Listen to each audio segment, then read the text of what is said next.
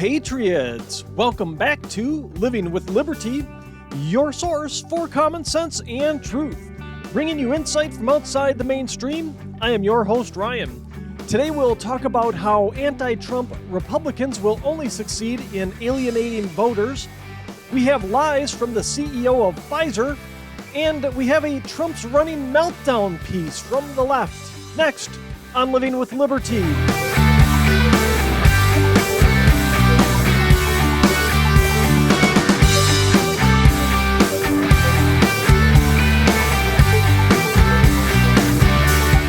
The difference between Democrats and Republicans when it comes to their candidates running for office. Democrats won't try to outright damage their candidates by publicly stating, "We can win with anyone else except them." Now, let's be clear, Democrats want nothing to do with Joe Biden running again in 2024. I think Biden's been very coy about his actual plans outside of saying his intention is to run. I think that's just to prevent a lame duck status as president. Essentially, with the GOP taking over the House now, his presidency probably is in lame duck status at this point. So it wouldn't surprise me if Biden comes out and says sometime in the next 2 years that he's going to pass the torch on to somebody else and not seek a second term. But given the fact that Democrats don't want Biden to run, that Biden says he's going to run, but you get the sense that he might not. You don't see prominent Democrats coming right out saying in 2024, we can win with anybody except Joe Biden. I mean, to a man there in the Democrat Party, they are sticking to their guns. Now, they've hinted at the fact that they don't want Biden to run. I mean, look at how they've answered the questions. You look at their body language in interviews when this past campaign season in particular, when some of these Democrats running for House, Senate, whatever, were asked if they would support another Biden nomination or a Biden run for presidency, and they hemmed and hawed. They didn't come right out and say, no, he's a total disaster. They dodged around it, but you could see it in their body language. They don't want the guy to run. They know he damages their hopes of retaining their office, et cetera, especially if they have a tight district or a swing district. So body language and kind of verbal cues are a good indicator of where Democrats stand, but they have not come right out and said, no, I don't want Joe Biden to run for president. They haven't come right out and said, no, I don't want Joe Biden to campaign. Not by and large. There have been a few, I think, that have said, yeah, Joe, just stay home. Don't come campaign with me, during this last midterm cycle. So the Democrats circle the wagons. They're not saying outright, we don't want Joe Biden. Because they know if they said that outright, the people that vote for Joe Biden, supposedly a moderate, so he's there to get the moderate Democrat vote, you'd risk alienating them. You risk alienating those voters by having, especially these radical leftist Democrats, come out and say, yeah, we don't want Joe Biden anymore. Now, this all brings us to the message-challenged Republicans. The ever more disappointing and perpetually butthurt Paul Ryan has come out and said anybody but Trump can win the presidency against Zombie Joe or whoever the Dems try to trot out in 2024. Now, mind you, Paul Ryan and the rest of the Rhino Brigade will be calling for unity and trying to rally support for candidates in 2024 after primaries. So the unity calls will come. They always do. And you know what, though? I look at it this way. You got Paul Ryan. You've got other prominent Republicans. We've got one here at the state level in our Assembly Speaker, Robin Vos, that has said, no Trump, time to move on from Trump. These are your typical perpetual, permanent swamp Republicans. They're the first ones that then will call for unity. They will try and they're trying to disparage a whole segment of the voter base here. Now, here's one thing. As disgusting as the Democrat mindset can be, their policies, etc., their commitment to unity And staying on message is an admirable quality. Yes, I mean we can learn from them. Everything in our surroundings and in our life here is a learning opportunity. And this commitment to unity, this commitment to not outright disparaging somebody within your own party on your own team, and staying on message like the Democrats do, as disgusting as they can be with some of their policies and their rhetoric, is an admirable quality, one that the Republicans would do well to learn from. They haven't figured this out yet. They consistently get their ass handed to them in the messaging game. Even when the message coming from the Democrats isn't on the Democrats' side, the Republicans still seemingly get their ass handed to them by the messaging game. Now, the clowns on the Republican side of things here are already taking shots at Trump. And the thing is, we don't even know who else is running for the GOP yet for president. Trump's been the first one out of the gate to announce. So we've already got, the swamp taking their shots at Trump. We don't know. We could end up with a bunch of other McCains and Romneys out there. And honestly, you know what? Most hardworking Americans that are conservative are done holding their nose voting for McCains and Romneys. They will probably just stay home. And that's what these idiots in the Republican Party don't get. They don't understand this movement that Trump has started. It's not about Trump. Yeah, some people want to make it about Trump and that Trump's the only one that can lead it. No, the grassroots of this thing has taken hold now. And whether Trump's a nominee or not, fine.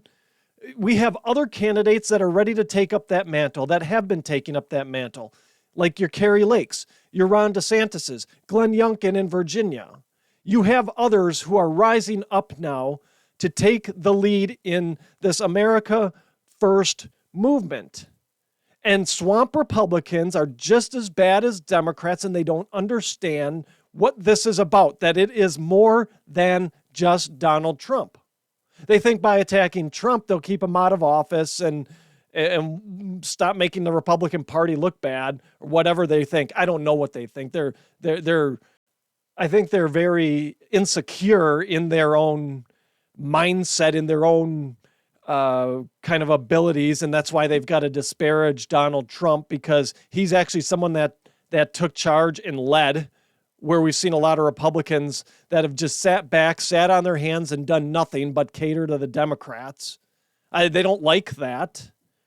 So they got to try and take him out, and they're trying to take him out early without even knowing who else is going to run on the GOP side. It's ridiculous. I mean, right out of the gate here, we have the Trump haters in the Republican Party alienating potential voters that they will later seek to hit with a message of unity, that they will later seek to support their preferred candidate. I call it their preferred candidate. Let's say Trump doesn't win the primary in 2024. Let's say it's someone in the mold of Romney or McCain. These are going to be the same ones that have gone and alienated people with their Trump hate right out of the gate, that are then going to go back to these voters and say, hey, let's all circle the wagons. We got to get behind, McCain Jr. here and win this thing and win the presidency. It'll be the same people. Watch. The same people that are now sowing division in the party will be the same ones later calling for unity. Mark it down. I look at it like this. Either Trump is part of the Republican Party or he isn't. And considering that he is seeking the GOP nomination for president, I would say he's part of the party. And if Republicans are going to beg us for unity, it's probably smart that they don't publicly disparage candidates. Let them do that to each other during the primary. You have candidates beating up on each other during the primary. Fine. How much impact that has down the road? Probably not much. I think people understand that's the politics of the thing and how those primaries run. But you don't need people at the top, the leadership, coming out and getting involved in kind of meddling and trying to steer the narrative and disparage a candidate right out of the gate. Now, the other thing with disappointing Paul Ryan here is he also seems to be solely blaming Trump for the GOP's underperformance in the midterms. He had this to say about it. I think Trump's kind of a drag on our ticket. I think Donald Trump gives us problems politically. We lost the House, the Senate, and the White House in 2 years when Trump was on the ballot or in office. Okay, a few things here. One, up until this year, and even this year, even the 2022 midterms, this fits with the trend, right?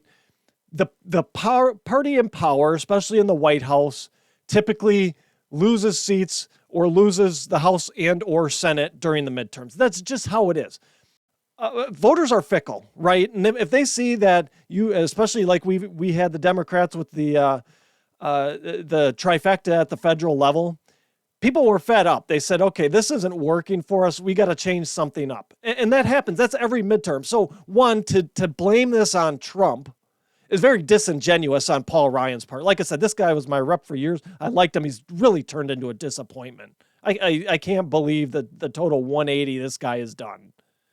I really felt like he fought for, America first, but he's more and more proving himself to be part of the permanent swamp problem we have within the Republican Party and within government. So to say that something that followed trend when Trump was in the White House, with the House flipping while Trump was in the White House, to say that we lost that because of Trump is just a disingenuous thing to say, period. Now, here's the other thing. If Trump was such a drag on the ticket, then why did my Senator Ron Johnson, who, oh, by the way, was endorsed by Trump, win re-election in a swing state here in Wisconsin where we had our Democrat governor and Democrat attorney general reelected? So Trump was such a major drag on the ticket that Ron Johnson didn't, won re-election. That's how big of and won re-election with Trump's endorsement. That's how big of a drag on the ticket Trump is. That we had a senator in a purple, very swingy state win re-election. And by a percentage point, which is honestly the way some of our last elections have gone, is actually a pretty good margin around here in the state. So doesn't seem like a drag to me. And then you look broader, look at your state, look at some of the other states out there. Why then, if Trump was such a drag on the ticket, if his endorsement was so toxic, why did many other Trump-endorsed candidates win? Now, you can bring it up, Mastriano in Pennsylvania and Oz in Pennsylvania, and I've covered Oz already. I already covered that. Mastriano was probably a bad candidate because Oz outperformed him. And we already talked about what that boiled down to, and I don't think that was a drag. Oz didn't get dragged down by Trump's endorsement at all. So to say that, again, just making stuff up, making up excuses to cover for the party's shortfalls.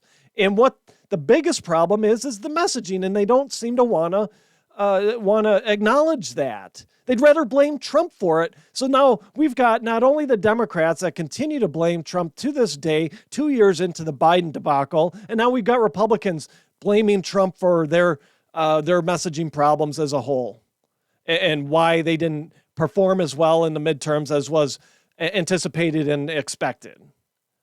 I mean, I look at it, Trump is not that big of a drag on any ticket to me. You look at the numbers.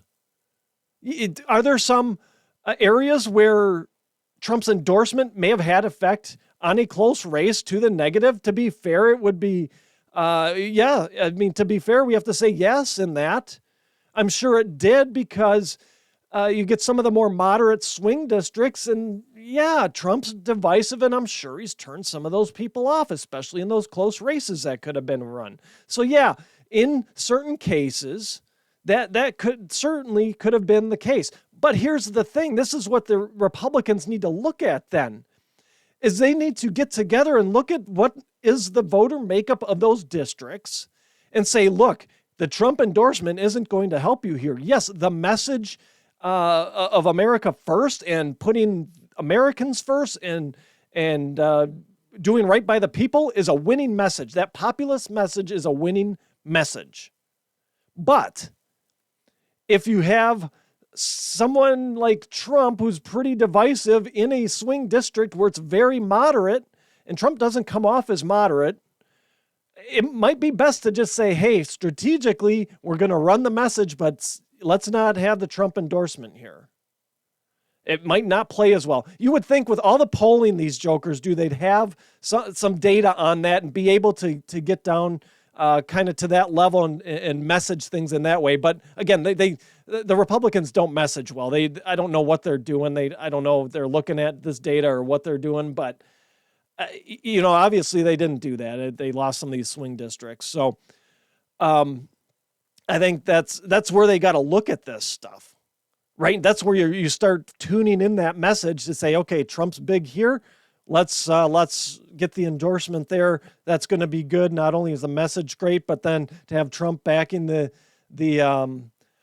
candidate, our candidate there, that's going to be a big win, right? Because there are districts where there may be less moderate. They might still be kind of toss-up districts, but they're the people are looking for something more populist, looking for that America First thing, and are actually big fans of Trump, right? So that'll play well there. And you got, like I said, other districts that are going to be more moderate, that don't like the divisiveness, that you have to look at and message differently there. I mean, with all this data and everything, you'd think they'd be, better at this, the Republicans. They're not.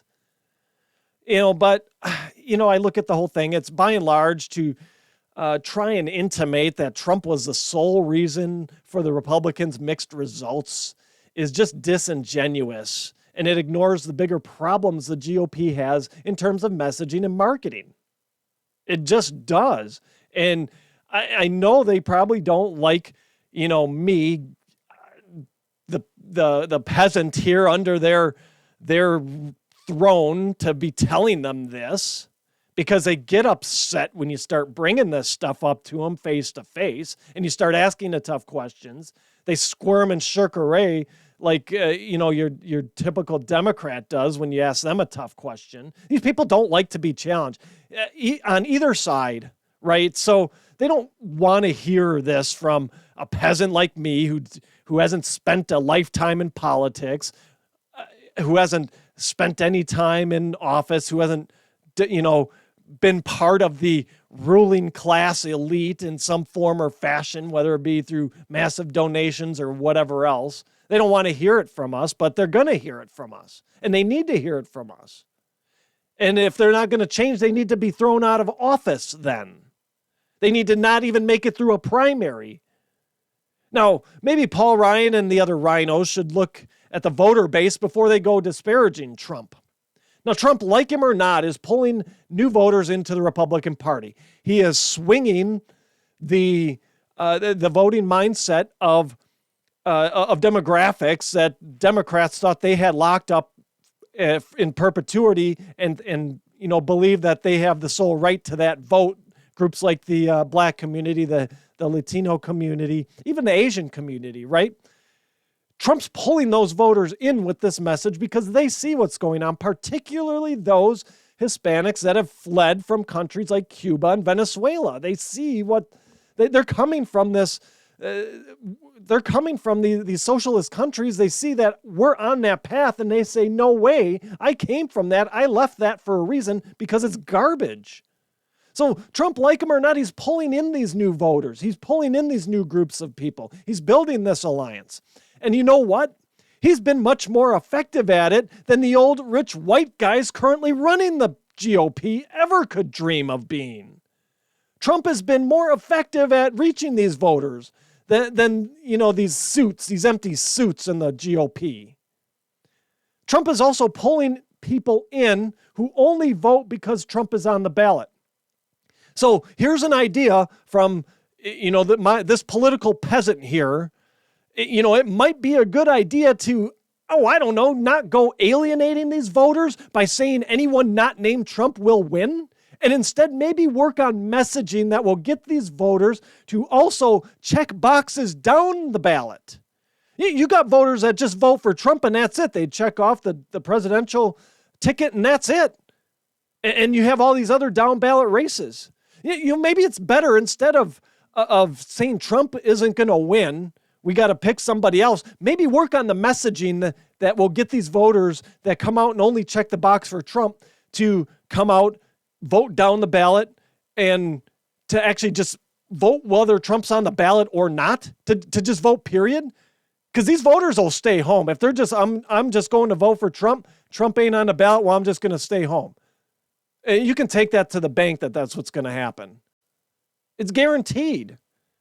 So work on the messaging to get these folks engaged and to stay engaged. That's what the Republican Party should be doing. That's what people like Paul Ryan and Mitch McConnell and Kevin McCarthy and whoever else is, Ronna McDaniel, whoever else is leading the GOP, that is what they should be working on, not worrying about whether Trump's on the ballot or not and whether Trump can win an election or not.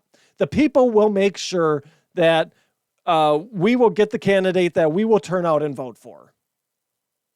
That's not up to them.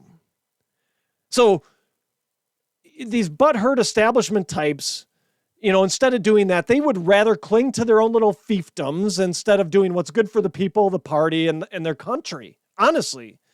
And if it keeps up, this rhetoric keeps up from Paul Ryan, and you get more rumblings from the likes of Mitch McTurtle here about candidate quality and we're not going to win and blah, blah, blah, you can expect that 2024 is going to look a lot like 2020. If you're listening to the audio-only show and your platform allows for reviews, please give us a 5-star review. It helps others find the show. Whether you are listening to the audio version or viewing on Rumble or YouTube, hit that Rumble or thumbs up button. The more interactions we have, the more the show gets into the recommendations made by the algorithms, and the more we are able to spread the truth. All right, moving on to a story that for sure will be tagged with a COVID banner when I post it, and it might get this episode wiped off a screw tube again, citing facts and everything. It appears that the lying Pfizer executives are at it again. I have an Epic Times piece here titled Pfizer CEO Claims COVID Vaccine Will Be Free for All Americans. Critics Push Back by Jack Phillips. Now, apparently, Albert Bourla, the CEO of Pfizer, claims their COVID dart will be free for all Americans because insurance companies and other groups will pay the cost. All right, how did this jabroni get to be a CEO of one of the largest pharma companies in the world? This has to be the dumbest thing I've heard from any CEO ever. Where does the money come from for the insurance companies? Where do insurance companies get their money? Where do other groups, whatever they are, I don't know, you just said other groups, so where are these groups? Where are they getting their money? From Americans, from the people. You pay insurance premiums, hence you are in part paying for your care when you go to the doctor or decide that you want the poison dart. Not only that, the government apparently bought their jabs at a discount because Pfizer said when their government contract runs out in early 2023, it's basically whenever the government depletes what they've purchased from Pfizer, and the jab then strictly goes to available on the open market only, not under government control or whatever they're doing with it now these days. Pfizer is going to up the price to $130 from the $30 they sold the experimental doses to the government for. So they're going to up the price by about $100. So what does this mean now? Well, let's break it down for Albert Bourla, apparently a CEO of a major company, doesn't understand how this works. So what this means is either your insurance premiums will go up to cover the cost of the poison dart, or there will be a copay for it. That's what this means. If you're going to jack something up like that, there's going to be some sort of cost increase somewhere along the line, along the chain of getting that thing in your arm. The last point of the story here, there's one more idiotic point of this story. The last point here of this story just shows just the idiocy and overt out-of-touchness of these pharma executives. So Pfizer executive Angela Lukin said this about the price increase. We are confident that the U.S. price point of the COVID-19 vaccine reflects its overall cost effectiveness and ensures the price will not be a barrier for access for patients. So we're in the midst of a 40-year high, if not record inflation. People's money is buying less and less. They are having to decide whether to put food on the table or gas in their vehicles. And this dope has the balls to say that the price will not be a barrier for access to patients if we raise it up to $130. Are you freaking kidding me? How out of touch can you be? If I have insurance, maybe it's covered. If I don't and I'm feeling lab radish that day, then that $130 comes out of my pocket and very possibly I'm skipping a few meals to cover it. Reality obviously isn't something these people are living in. Subscriptions are one of the big ways podcasts get discovered, so if you could, please do me a favor. Whatever platform you are listening or viewing on, please hit the subscribe button. It will give you an alert whenever a new Living with Liberty is published, and the subscriptions help us get into the recommendations so others can find the show. All right, finishing up for today. The left just can't help themselves with their white supremacy narrative. They just love it. They can't stop themselves. It's like it's the only track that their brain is on. I mean, and they've got a one-track mind here, and it runs in a perpetual circle of white supremacy, it seems. And now that we've got Trump having announced his candidacy for president, I'm sure it will only intensify again. Not that it's gone away much, but I'm thinking we're going to get hit over the head with it even more in the coming couple of years here now. So once again, because of this, I do this for you. I dove into the slimy underworld that is Politico.com, so you don't have to do this. And I pulled out this racist gem from Aaron Aubrey Kaplan titled, "Donald Trump is still in parentheses, president of white America." Right off the bat. Holy crap, sounds pretty racist, right? Now, I'll be pulling more quotes from this piece than I typically do, but I think it's with a purpose, and I think it's important also because it shows us what these leftists think of everyday Americans. And it's even the ones that are brainwashed and following this narrative around like sheep, following a sheepdog. I don't know if they follow a sheepdog or if the sheepdog chases sheep, whatever. I'm not a sheep farmer. Someone tell me, but even them, even those people. And the funny thing is they don't get it. They don't get just because they say the right things. They don't understand that this rhetoric is also lumping them into this group because we know that the left doesn't distinguish groups. They don't distinguish bad apples from good apples. If there's one bad apple in a bunch, the whole bunch is rotten. That's how they view us.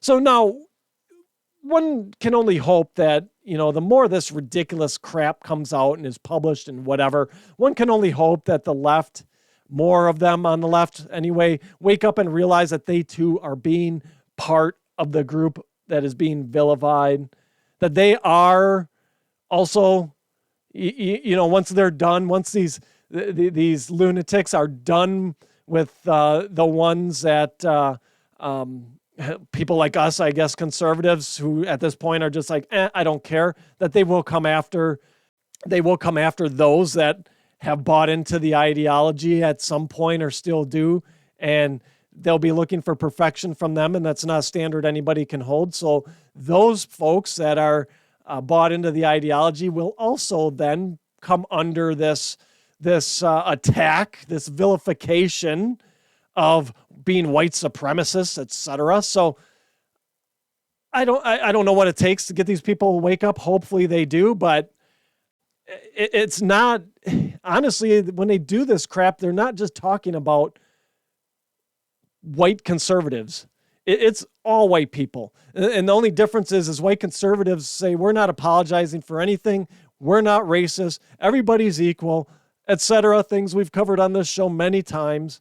And, those on the left, they'll keep apologizing. And that's what gives these people their power to keep spouting this nonsense. So it'll be honestly a perpetual narrative, I think, going into 2024, unfortunately. So let's dive into this piece anyway. I babbled enough here. So of course, on this right out of the gate of this piece, Kaplan is reaching for the Kleenex. She wrote this: "For the past 6 years, I've been grappling with the same unsettling mix of feelings. horror at Donald Trump's presidency, incredulousness at what happened at the Capitol, relief when the most damning evidence of Trumpian misdeeds came to light. All right, whatever. We'll cover that in a minute. And a near religious hope that the GOP might return to something resembling sanity. But this week, as I watched Trump announce his candidacy for 2024, that optimism was eclipsed by a more persistent, nagging realization. Trump was never president. I don't mean literally. He did serve a term, though he violated so many oaths and protocols of the office. Cover that in a minute, too. And she goes on, and of simple decency that many Americans, including me, took to saying that he was not president as a kind of protest. All right, like I said, I can't get through some of this stuff without laughing, but we've got a lot to peel off here first. It seems another keyboard and mouse were shorted out from a massive amount of ugly crying over Trump. I wonder how many keyboards Kaplan went through here as she kind of wrote this piece up. Anyway, second, what were we told when Obama was president? That, what was it? It wasn't okay to say that Obama wasn't my president, right? We heard that. Oh, well, yeah, suck it up. He's your president. When people would say, Obama's not my president. He's not my president. Suck it up. He's president. That's what they told us, right? But we look at it here. Now, because this is coming from the correct perspective, it was fine. It's fine. It's fine for these butthurt lunatics to say, Trump is not my president in protest. It's fine for them to say that. Hypocrisy at its finest. You know what? This isn't even the meat of this whole thing, though. This isn't, we looked at that whole statement. What misdeeds came to light? Tell me what Trump has been convicted of yet. I'm waiting. What misdeeds has Trump been in front of a court? What misdeeds has Trump had charges brought up? Not the fake impeachment charges. Not the fake Russia hoax that has been debunked thousands of times over. What Trump misdeeds came to light? January 6th, what have they brought that said Trump caused this? You know what I've seen? I've seen tons of evidence that the FBI was embedded in that thing, that our government was, I dare say, colluding against the people. So what Trump misdeeds are there? So there's that.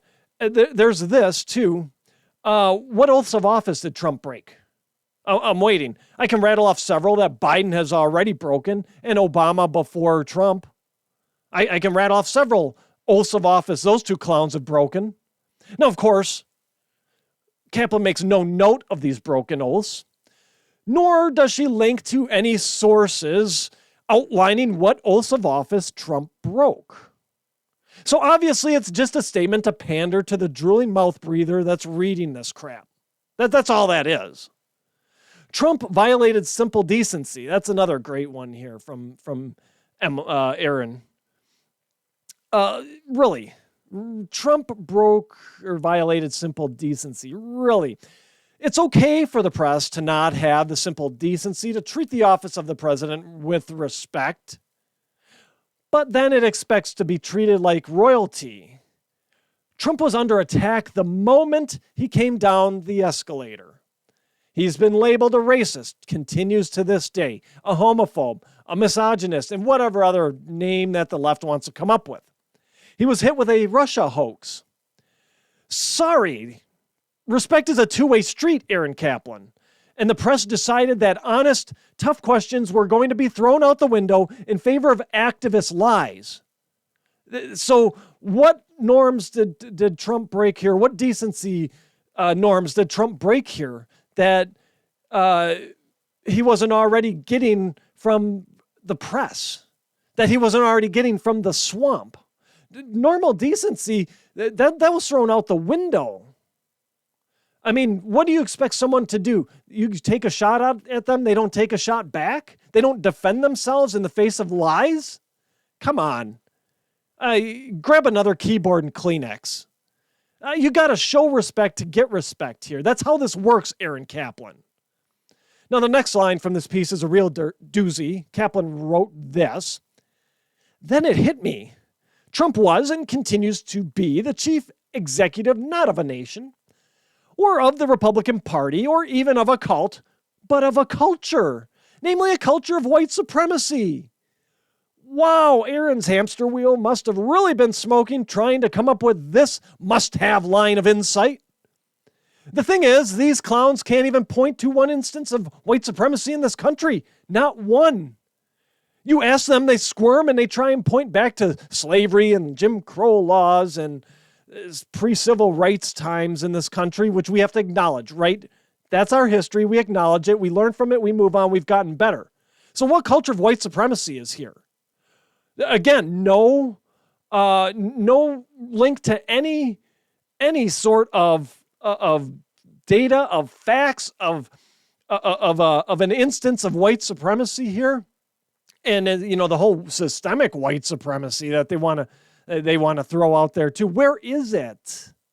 Last I saw, we didn't have separate bubblers. We didn't have separate counters for people to eat at based on their race. We didn't have people that were told to get to the back of the bus. White supremacy hasn't been a thing in this country for years, decades. So what culture of white supremacy exactly is Trump supposedly cultivating here, making a culture? I don't understand. And of course, there's no facts to back it up. It's just let's throw out some buzzwords because I'm too stupid to actually articulate a position intelligently on Kaplan's part here.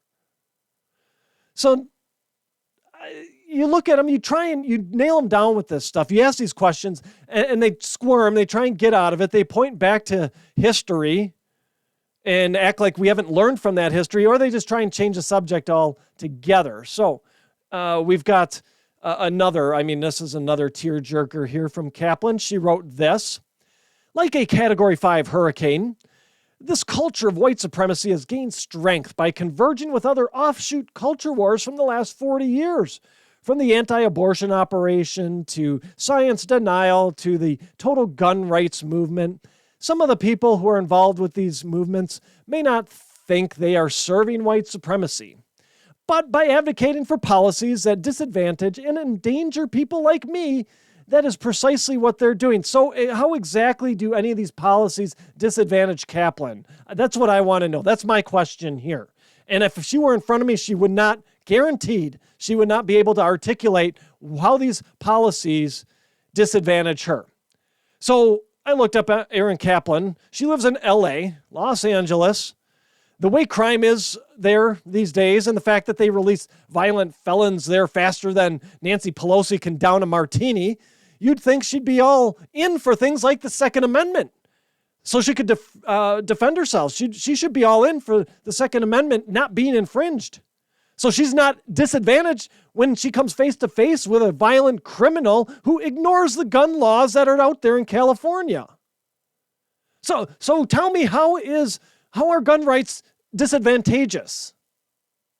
I mean, honestly, in LA, we're not far off in LA from sending in Snake Plissken to start extracting people. That's how LA is, right? We're about ready to call Snake Plissken in here. How about the science denial? It's the science denial. Who's denying the science? Who's the biggest science denier? People ignoring basic biology and thinking that girls can be boys and boys can be girls. Throw the nonsense of gender as a social construct out the window. That's not how this works.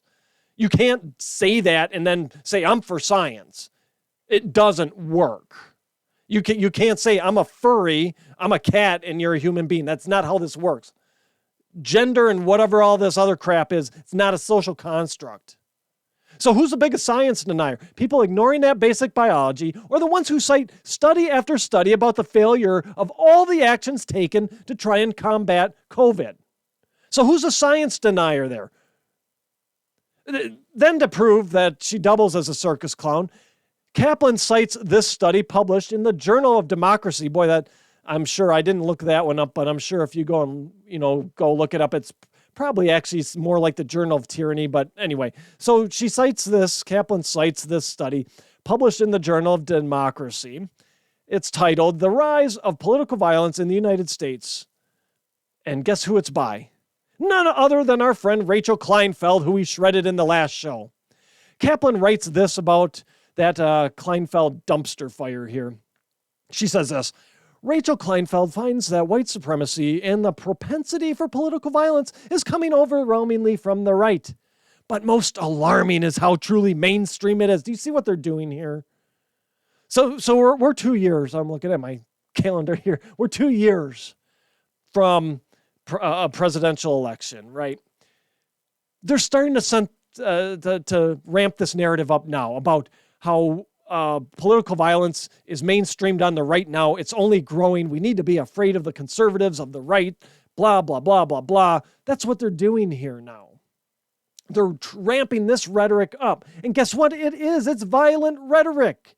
That's the whole thing about it. The way they go about it saying this, it's violent rhetoric from the left.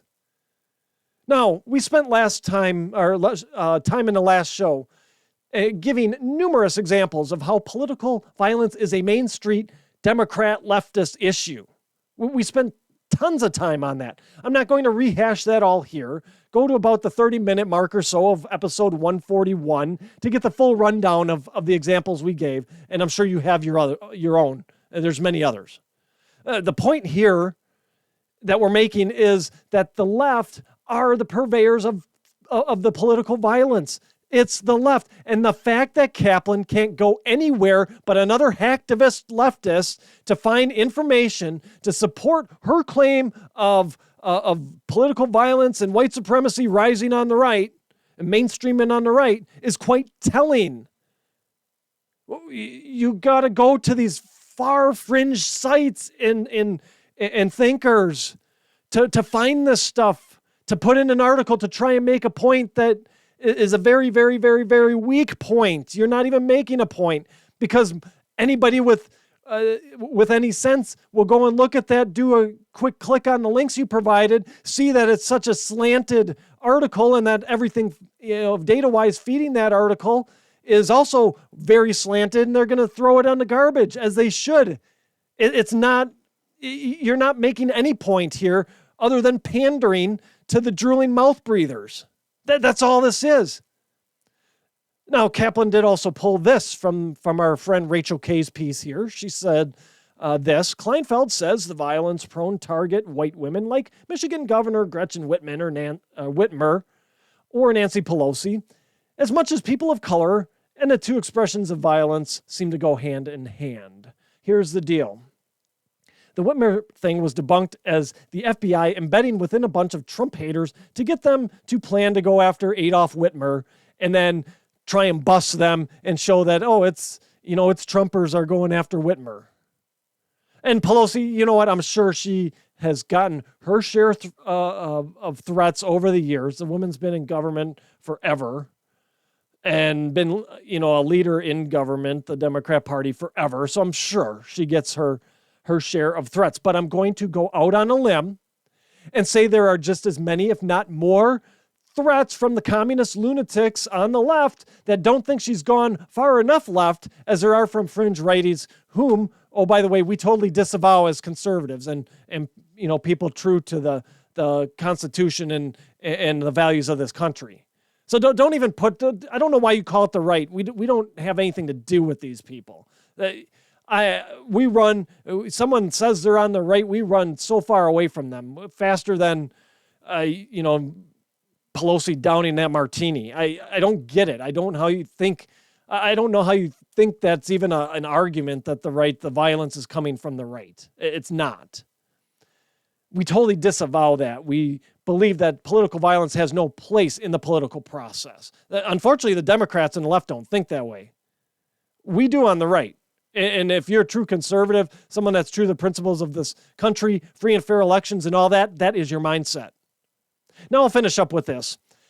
And it's probably the most true thing in the whole piece, actually. You'll love it, I think. I think you'll love it. But it's a quote that Kaplan cites from a political analyst named Steve Phillips, who by all accounts appears to be a social justice warrior of his own.